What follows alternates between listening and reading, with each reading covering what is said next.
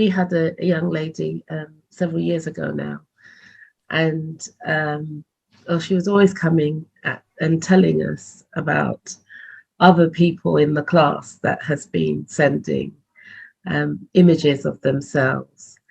And it tended to be the girls actually that were sending it to the boys that they liked. We had lots of conversations about why it wasn't helpful to be doing that. My fear at that time was that she would be drawn in with her friends because it was the same crowd. But the images got out when they fell out. Yeah, and then that's when it went round the school, and then everybody started knowing, and then the teasing started and the bullying started. Yeah, it can get quite nasty actually. With online, it can escalate beyond repair then, whereas if it was just verbal, there's more time to repair in between. So yeah, I think it gets out of control, doesn't it, a lot quicker nowadays. It's not specific to children that are looked after. I think that seems to be the new culture of relationships, as it were.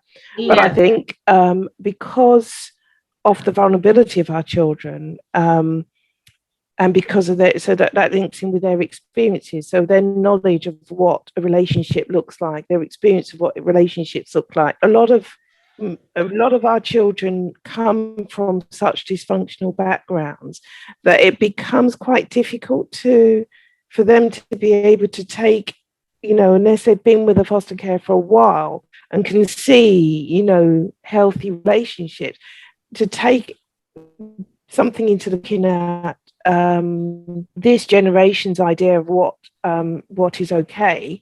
It makes it much more harder for our young people, because it puts them in a much more vulnerable situation.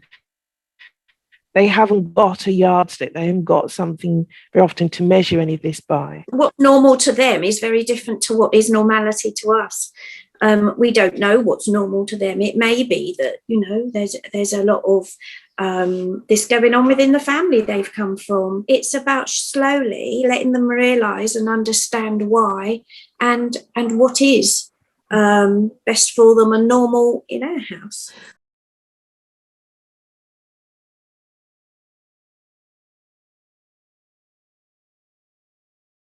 I think what's unfortunate for the children growing up now, they get information too quickly. Yeah. Too much information too quickly. They don't really understand what they are actually taking in, because porn, you can access porn 24/7 at any time, and